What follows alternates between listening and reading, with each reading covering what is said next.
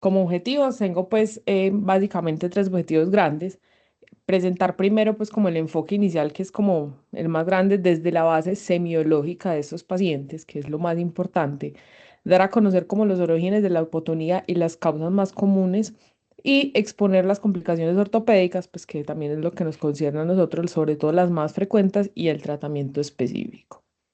Entonces, en cuanto a definición, tenemos que como tal la hipotonía es una disminución del tono a que se evalúa frente a la resistencia muscular. Entonces, como siempre hemos sabido, digamos que el tono y la respuesta al tono se da al estiramiento pasivo que está en contra de la velocidad. En este caso, uno evaluaría pues dos tonos, sería el fásico y el postural. El tono fásico como tal es el que se da con estiramientos rápidos de alta intensidad y en este caso no tendría pues como ninguna resistencia, que es lo que uno evalúa más que todo en las extremidades. Y lo otro sería el tono postural, que también estaría afectado y es cuando el paciente pues no es capaz o el, digamos en este caso el bebé o el niño, no mantiene la postura contra la gravedad y se da pues con estiramientos que son prolongados o de baja intensidad. Cuando hablamos de hipotonía infantil como tal, estamos hablando específicamente a lo que se refiere al recién nacido y al lactante, porque en esta edad es donde se enfocan la mayoría de las patologías o donde aparecen pues la mayoría de las patologías y no pues y excluimos todo lo que se da pues como adquirido más adelante. Digamos que para uno buscar el término en muchas ocasiones cuando uno lo encuentra como floppy baby, sería pues como la palabra. Entonces, unas generalidades, entonces la incidencia de esto no es conocida, pues tenemos en cuenta que esto no es una enfermedad como tal, sino que es un signo clínico que reviste o subyace muchas patologías como tal. Incluso es tan amplia que, pues, dentro de los cuadros que uno busca diagnosticadas que producen hipotonía infantil como tal, pueden haber alrededor de 50. Entonces, pues no hay una incidencia clara. Sin embargo, se dice que de los recién nacidos, eso es lo que se ha medido, puede ser hasta el 5% de los neonatos, teniendo en cuenta que hay unas que son transitorias.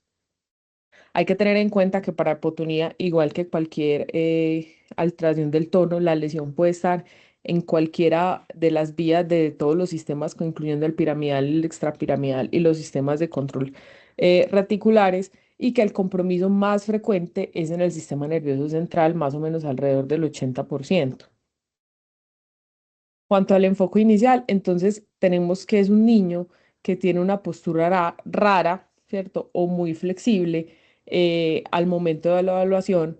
En este momento el paciente, pues sobre todo en el recién nacido, pues lo más importante, como les decía, es el enfoque del inmunológico y el examen físico con los antecedentes y un buen examen físico. Normalmente se puede llegar pues con una certeza diagnóstica al 50% de la etiología sin haber hecho pues ningún paraclínico. Los antecedentes familiares importantes siempre son también pues enfermedades neuromusculares previas, que hayan tenido familiares, pues, sobre todo en primer grado, con deformidades en extremidades desde la infancia, enfermedades genéticas diagnosticadas o enfermedades metabólicas. Otra cosa que nos ya pues nos debe pues como alertar son los pacientes que vienen con reportes de menos movimientos fetales y esto incluye que esa cantidad de movimientos fetales disminuidos da deformidades en las extremidades, entonces los pacientes con artrogriposis, pacientes con pie equinovaro, los pacientes que tienen deformidades en la cabeza como la plagiocefalia, el pecten excavatum al momento de nacer también deben hacernos pues como alertar de que puede ser alrededor de asociada a hipotonía. Y lo otro es que el antecedente poli o oligoamnios también nos puede alertar de alguna enfermedad neurológica. Entonces, en la evaluación del neonato, cuando el niño nace, les digo, pues normalmente estos pacientes no nos llegan a nosotros, ¿cierto? Esa es la evaluación inicial del pediatra. Puede que sí, pero es poco probable. Normalmente estos pacientes se debe evaluar primero la posición en supino, acostado, y ver cómo se comporta, digamos, como en el entorno. Como les decía, se ve un bebé que está como flácido o que está como en una posición demasiado relajada que no es normal para un recién nacido. Tienen pocos movimientos espontáneos, dependiendo pues de las patologías, pueden ser algunos movimientos o estar incluso parecer paralíticos en las extremidades.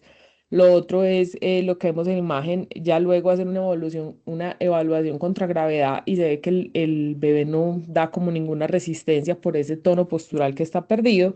Y lo otro que también nos puede alertar, sobre todo cuando estamos enfrentados a ciertos síndromes específicos o enfermedades genéticas, unas son las deformidades tanto en extremidades o las facies típicas de ciertas enfermedades. Como les decía, esto normalmente no llega a entrar al ortopedista, pero pudiese suceder. Y en este caso se hace el diagnóstico en el periodo neonatal, casi siempre los pacientes que son asociados a síndromes específicos, las enfermedades metabólicas o las miopatías congénitas que también pues que tienen compromiso desde el nacimiento. En cuanto a la evaluación del lactante, entonces en este caso el motivo de consulta casi siempre es ese déficit postural que no corresponde para la edad del niño, que a pesar de que van pasando los meses, no lo, pues hace sostenes cefálicos tardíos, no logra sentarse de forma correcta o no logra sostenerse. Hay un retraso en los hitos motores generalizado. Siempre empieza, en esta parte ya es posible evaluar los reflejos, entonces hay una alteración de los reflejos, dado porque en lactantes menores puede ser la persistencia de reflejos primitivos o en niños más grandes, la alteración simplemente de los reflejos osteotendinosos. Y una cosa que revierte mucho es que es un niño que está interesado en lo que se le ofrecen juguetes, cosas de colores, el niño se nota que le interesa, pero no lo logra como alcanzar a la medida del cuando lo estamos ofreciendo. En este caso, en cuanto a ortopedia, pueden ya presentarse deformidades progresivas en los pies que pueden alertar, pues como puede ser como un motivo de consulta importante para nosotros, o lo otro es que el niño a pesar de, pues, de la edad que tiene en los primeros meses, pues después sobre todo los lactantes mayores, aún no camina, pues o no se para, y eso también es un motivo de alerta para los padres. Esta es como la edad para el diagnóstico de la atrofia muscular espinal, las distrofias musculares como tal, las miastenias, algunas malformaciones del sistema nervioso central, que esas son muy variables, y las enfermedades genéticas. Y ya para niños más grandecitos, digamos que este es el que se dice que puede ser el ortopedista el primero al que le consultan. Y lo que más vemos en niños es la alteración como tal de la fuerza muscular. Entonces, la expresión de debilidad puede ser muy amplia, pero en general, pues lo refieren como una fatigabilidad anormal para la edad, pues un niño que se fatiga muy fácil, que juega menos, que corre menos o que no corre, ¿cierto? Que camina muy poco. Entonces, el motivo de consulta frecuente son las alteraciones de la marcha, un niño que se cae mucho, incapacidad para pararse fácilmente o subir y bajar escalas, o en este caso niños que ya tenían pues deformidades, las extremidades, sobre todo en los pies, que persisten en el tiempo o que inclusive si ya fueron tratadas empiezan a ser recidivas. Y ahí es cuando se hacen los diagnósticos normalmente de los que ya nos quedan el tiempo de las polineuropatías y las distrofinopatías, pues hablando específicamente de la distrofia muscular de Duchenne, que es la que se diagnostica en estas edades. Entonces, pruebas diagnósticas, tenemos que, como les decía, la mayoría del origen del sistema nervioso central, entonces la resonancia cerebral es transversal a todos, pues ese es como el estudio inicial, igual, digamos que puede que nosotros no seamos como los que ordenemos todos los estudios, pero hay que conocer lo que tendríamos que evaluar. Lo otro son los estudios genéticos, pues la mayoría están asociadas a enfermedades genéticas. La CPK, sobre todo en lo que vamos a ver ahorita del compromiso periférico, es muy importante. La electromiografía también nos puede dar mucha ayuda para conocer el origen, sobre todo en la parte entre la parte pues, nerviosa y en la unión neuromuscular. La resonancia de columna según la sospecha que tengamos y la biopsia muscular que ya con las pruebas que hoy en día genéticas pues cada vez se usa menos, pero todavía tiene pues como algunas indicaciones. Entonces lo que tenemos que definir siempre que se hace con examen físico para saber para dónde vamos es si es de compromiso central o periférico. Básicamente ya vamos a ver como los tips, pero para uno saber si es central, pues generalmente es compromiso de la primera motoneurona, entonces son de esos niños que tienen reflejos exaltados, que normalmente tienen facies típicas o dismorfias corporales o microcefalia, compromiso del sistema nervioso central dado por encefalopatías, convulsiones, mientras que los niños de hipotonía periférica están de motoneurona inferior, entonces tienen reflejos disminuidos ausentes, pueden tener alteraciones como fasciculaciones que hablan de compromiso periférico y casi nunca tienen ninguna alteración pues como típica de dismorfia corporal que hable pues como de síndromes. Entonces, las claves, como les decía, en hipotonía central son esas anormalidades cerebrales, las malformaciones en otros órganos, el aumento de los reflejos siempre o la persistencia de los reflejos primitivos, y acá siempre caen que son enfermedades o cromosómicas o genéticas, pues cromosómicas dadas por trisomías o de lesiones de cromosomas. Estas generalmente se diagnostican tempranamente, ya llegan pues como más filtrados, y entre las causas más frecuentes tenemos estas que acá hay más, pero estas son las más frecuentes, en una de ellas muy raras, teniendo como la primera causa de sospecha diagnóstica siempre el síndrome de Prader-Willi y el síndrome de William y las trisomías en ese orden, sobre todo pues el síndrome de Down, y porque las otras dos trisomías pues son, digamos que tienen una expectativa de vida mucho más corta, entonces muchas veces pues no llegan a consultar.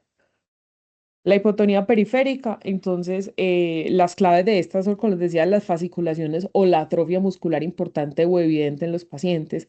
No hay anomalías ni relaciones con otros órganos. Los reflejos suelen estar disminuidos y ausentes, y estos son los que mayores complicaciones ortopédicas presentan, los periféricos. Y acá traigo pues como la acotación con la artrogriposis, y es que en estos pacientes hipotónicos que presentan como un síndrome artrogripótico, lo primero que tenemos que pensar es primero evaluar los niveles cognitivos, la deglución, la fuerza muscular siempre con CPK, y las afectaciones oculares para saber en dónde nos centramos, porque hay enfermedades que se diagnostican a esta edad. Las más importantes es una distrofia muscular que se da incluso desde periodos tempranos de la vida, que es la enfermedad de Steiner, o las miopatías congénitas que también se dan a tempranas edades y que cursan con síndromes artrogripóticos. En este caso, pues según se estudia según la localización, pero los estudios iniciales que siempre tenemos que tener en estos pacientes son la valoración por genética, la electromiografía o la CPK o biopsia, dependiendo de lo que estemos pensando, si es una miopatía o no. Entonces, estas enfermedades, ¿cuáles son las más frecuentes? Hablábamos que en la periférica, pues dependiendo de dónde se dé la afectación, es lo que vamos a buscar. Entonces, si es de la motoneurona, la segunda motoneurona, la más importante es la atrofia muscular espinal y sus variantes. Si es el nervio periférico como tal, están las polineuropatías sensitivo-motoras con el espectro, pues como en la enfermedad de Charcot. La unión neuromuscular, están los síndromes miasténicos congénitos, y en el músculo pues ya son varias, son las distrofias musculares congénitas, las miopatías congénitas, la distrofia miotónica, que es la que les decía, la enfermedad de Steiner, y las distrofinopatías, que ya vienen acá, que no hacen parte como tal de la hipotonía infantil porque se dan un poquito más tarde, pero vale la pena tenerlas en cuenta porque puede que sea el motivo de consulta para nosotros. Entonces, ¿qué afectaciones de las extremidades? Como les decía, que estos son los que más frecuente compromiso tienen estas patologías, o al menos las que se dan de más frecuentemente. En cuanto a la atrofia muscular espinal, son pacientes que tienen fasciculaciones y una debilidad muy proximal, y lo más importante es la escoliosis, que tiende a ser muy severa, las alteraciones de la marcha, y también presentan luxación de cadera.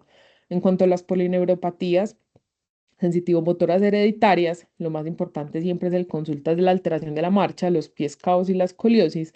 En cuanto a los distromes miasténicos, que son un poquito más raros, siempre hay una debilidad y una hipotonía muy marcada, porque tiene una debilidad muy generalizada y el compromiso de ellos es muy vulvar, entonces casi siempre es como el compromiso facial y de la parte de la deglución, pero también cursan con el síndrome artrogripótico. Las miopatías congénitas tienen una debilidad y unas fases específicas como miopáticas, y también cursan con artrogriposis y escoliosis. En cuanto a la enfermedad de Steiner, son hipotónicos también severos, tienen luxación de cadera y un PEVA, pues, o pie equinovaro. Las distrofias musculares tienden a tener más una debilidad también proximal, y la característica siempre es que hacen es cifoescoliosis rígidas. Y ya en cuanto a las distrofinopatías, que son enfermedades más tardías, que tienden a ser progresivas, casi siempre la consulta es la alteración de la marcha. Entonces, en cuanto para nosotros, las complicaciones ortopédicas de estas enfermedades, que pueden ser muy variables, porque pues, como les decía, son más de 50, entonces es imposible agruparlas en una, pero digamos que lo más representativo para todos y transversales son las que les traigo, que son solamente 3 puntos, pero la más importante y en la que casi todo se presenta es la escoliosis. Entonces, la columna es como la evaluación más importante de ellos. Son pacientes que presentan una escoliosis de inicio muy temprano, con unas curvas de una magnitud muy grande. Normalmente son casos pues, que revisten mucha complejidad, Y hay pues se da por lo que sabemos pues de la escoliosis, desbalances musculares que no se compensan. Entonces, generalmente son pacientes que hacen largas, pues curvas muy grandes, toracolumbares hasta la pelvis y afectan mucho la pelvis, tienen oblicuidades pélvicas muy grandes. Como les decía, en estos casos hacen un poquito más de sifoscoliosis también por ese problema postural que tienen y pueden hacer tempranamente que incluso muchos de ellos, pues pues como la expectativa de vida se puede ver alterada por las complicaciones respiratorias y gastrointestinales que estos pacientes pueden tener. Se dice que incluso en estos pacientes que como la escoliosis progresa rápidamente, por cada 10 grados que les aumenta pues la escoliosis, tienen una disminución de la capacidad vital forzada de un 4%. Entonces, que parece poquito, pero en realidad para un niño eso es mucho y por eso pues la complicación respiratoria es una de las cosas más importantes. Se recomienda pues como tamizaje hacer radiografías anuales en estos pacientes. Cuanto al tratamiento de estos pacientes, pues prevención, digamos que sí, pues la radiografía debe hacerse para un diagnóstico temprano, pero realmente hasta ahora no hay como un tratamiento efectivo para detener la progresión en estos pacientes. El corsé, los estudios en estas enfermedades son muy pocos y todos son basados en evidencia pues de muy baja calidad porque todos son como reportes de casos, pero hasta ahora no se ha demostrado que los corsé detengan la progresión de estas enfermedades. Se ha utilizado, digamos que hay unos casos de mediano éxito con el corsé tiene tracción cefálica hasta la tracción de la pelvis, que es de los primeros que vemos en las fotos de arriba. Eh, Sin embargo, los resultados pues son difíciles de medir porque son los reportes de casos donde ellos dicen que sí logran al menos disminuir la progresión de la enfermedad hasta que el paciente tiene una edad para hacerse una artrodesis. Sin embargo, son cosas muy mal toleradas. Por ejemplo, en nuestro medio no hay forma de hacer este tipo, pues es difícil hacer este tipo de tratamiento, sobre todo por los seguimientos. Lo otro son los cordeles habituales que en estudios, por ejemplo, en este estudio que hicieron en 2021, trataron de ver pues como el tratamiento habitual con yeso inicialmente y después un corsé a la medida. Compararon pacientes con escoliosis idiopática y escoliosis neuromusculares y sindrómicas asociadas a hipotonía y se dieron cuenta que en las idiopáticas, pues tratamiento sí frena la progresión de la enfermedad e incluso disminuyó la necesidad de artrodesis en la adolescencia, mientras que en los pacientes neuromusculares eso no ocurrió y todas las curvas después del tratamiento fueron más de 70 grados y todos requirieron artrodesis. Sin embargo, ellos dicen que todas se realizaron al promedio entre los 10 y los 11 años, entonces que de pronto sí pudiera, digamos, que disminuir como la velocidad de la progresión, pero no hay una evidencia suficiente para soportar este uso. En cuanto al tratamiento quirúrgico de la escoliosis, pues sabemos que se hacen curvas de más de 50 grados en estos pacientes.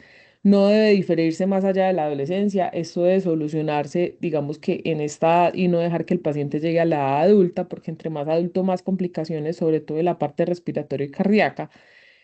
En cuanto a los sistemas de crecimiento que tenemos que estos pacientes cantan desde edades muy tempranas, no hay evidencia del uso en pacientes neuromusculares y sobre todo con hipotonía, pues porque parece que los resultados no son muy buenos. Y el único que tiene un poquito de evidencia es la atrofia muscular espinal, teniendo en cuenta que esto es una hipotonía axial, o sea, el paciente no es rígido, ¿cierto? No es tan rígido y parece que los sistemas de crecimiento en atrofia muscular espinal tienen como buenos resultados y sería el único que en este estudio, pues que es un estudio que hicieron en 2022, que miraban que no disminuía la progresión, pero sí la retardaba en el seguimiento y eso hacía que el paciente pudiera llegar a artrodesis en la adolescencia pues, sin tener complicaciones respiratorias. Entonces es como la única, digamos que, indicación que podría tener.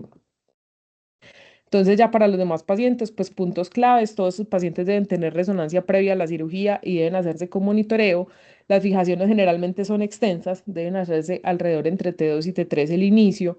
Las fijaciones a pelvis, que siempre es un punto discutido, recomiendan en general, sobre todo si las oblicuidades pélvicas son mayores a 15 dedos o el paciente, independientemente de la oblicuidad pélvica, no camina y se deben hacer múltiples anclajes, como muestra la foto, pues que tiene casi todos los tornillos, porque se ve que son pacientes de muy mala calidad ósea, entonces para evitar complicaciones. En cuanto a las caderas, entonces, esto es variable, no todos la presentan, pero se ha visto que estos pacientes, pues pareciese que está muy asociado a todos los que desarrollan escoliosis, sobre todo cuando desarrollan la luxación de cadera después de la escoliosis, entonces que podría tener como la génesis de escoliosis, la oblicuidad pélvica secundaria y luego se luxa, pero pues obviamente es algo difícil de comprobar. Son pacientes, estos estudios de acá lo que muestran es que estos pacientes, a pesar de que no los compararon, pues por ejemplo, este es un estudio de 2024 el primero, donde comparaban los pacientes con los cambios, por ejemplo, en niños normales y con parálisis cerebral, y se veía que en comparación con los parálisis cerebral no había muchas diferencias en cuanto a las deformidades que hacían en la cadera. Entonces, a pesar de que no tenían esas mismas fuerzas deformantes asociadas a la espasticidad, entonces sí son pacientes que hay que tener cuidado porque sí se luxan, tienen más riesgo. Entonces, en lo que se ha visto, que es lo que muestra el segundo estudio, que no sabemos cómo se comportan, pero sí sabemos que tienen más riesgo, entonces debe hacerse un tamizaje neonatal temprano, la radiografía de los 6 meses y se recomienda, según ellos, que estos pacientes sí se luxan más, tienen más displasia también, entonces debe hacerse un seguimiento anal con radiografía. En cuanto a la cirugía, los datos quirúrgicos son muy limitados porque pues hay muy pocos reportes de ellos en realidad. Todos están extrapolados a caderas teratológicas en general, entonces las reducciones, si se hacen en edades tempranas, siempre deben ser abiertas, nunca reducciones cerradas. Y lo otro es que si más adelante se consideran osteotomías, pues por ejemplo una varizante o algo en la pelvis para tratar las luxaciones, debería considerarse solo en esos pacientes que caminan y que tienen luxaciones unilaterales. Ya vamos a ver que en general las luxaciones de cadera en estos pacientes son bien toleradas. Y lo otro que tenemos con estos pacientes son las alteraciones de la marcha, que es otro motivo de consulta importante. Tienen grados variables dependiendo de la enfermedad y nosotros deberíamos hacernos estas preguntas. Lo primero es si camina difícil es porque la enfermedad está progresando. Si camina, pero lo que lo limita es las deformidades en los pies. Si no camina, pero logra estar de pie. Y si no camina, si le duele estar sentado en la silla de ruedas. Entonces, en cuanto a la progresión de la enfermedad, pues ahí no tenemos como mucho que hacer.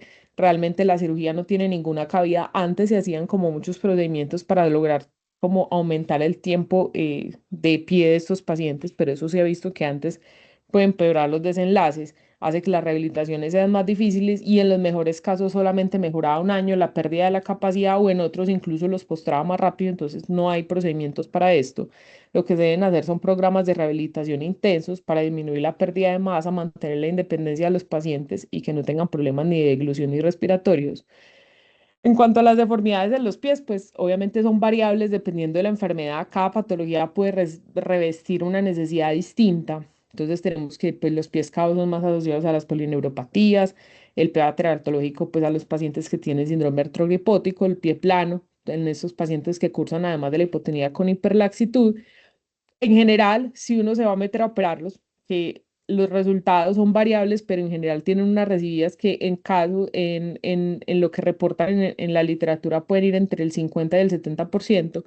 En general se prefieren las artrodesis como procedimientos, pero como les dije, cada paciente va a revestir una necesidad diferente. Lo único que tenemos transversal a esto son las ortesis. Este fue lo único que encontré. Y este estudio, esta revisión sistemática, lo que mostró fue que él buscó 15 artículos que hablaron de ortesis en pacientes hipotónicos y pues todos son reportes de casos. Parece que sí mejora la marcha de los pacientes. Lo que hablan, lo que reportan los papás es que los niños caminan mejor, pero no se sabe con cuál. Entonces, habían reportes de que funcionaban bien con ortesis tobillo-pie, pero también con ortesis em, pues que cogen la rodilla, pues que incluyen la rodilla, entonces no sabemos pues como cuál usar, pero parece que pueden tener como buenos resultados mientras el paciente camina, pero el nivel de evidencia es muy bajo. En cuanto a los pacientes no ambulantes, entonces, ¿por qué es importante mantenerse de pie? Pues porque disminuye la pérdida de masa ósea, mejora su tránsito intestinal, la función vascular y dice que esto le trae beneficios psicológicos a los pacientes porque se relacionan mejor. Entonces, esto pues es de fisioterapia, pero hablarle siempre a los papás de que esta capacidad se pierde siempre, más o menos entre los 8 y los 9 años de la mayoría de las enfermedades. Y en cuanto al posicionamiento en silla, entonces es evitar el dolor siempre, entonces adecuado posicionamiento, soportes laterales si tienes escoliosis, evitar las contracturas con la terapia. Y si el paciente está luxado y eso es lo que le duele, mirar qué hacer, porque generalmente lo que reportan en la mayoría de las enfermedades es que son muy bien toleradas las luxaciones de cadera y que el paciente no le duele, por lo tanto no debería operarse, sobre todo porque no deambula. Pero si por alguna razón son dolorosas o limitantes, pues considerar dentro de los procedimientos pues las artroplastias de resección cabeza-cuello. Entonces, en cuanto a las ya conclusiones, tenemos que pues la hipotonía infantil es como tal un signo clínico y no una enfermedad que agrupa gran cantidad de patologías. El ortopedista en algunos casos puede ser el primer evaluador, entonces lo debe conocer y debe saber enfocarlo y que sabemos que un buen examen físico es la clave para lograr la mayoría de los diagnósticos o al menos para saber qué vamos a mandar y que las complicaciones ortopédicas deben ser abordadas oportunamente y que se debían hacer seguimientos estrechos de estos pacientes durante el crecimiento. Muchas gracias. Gracias.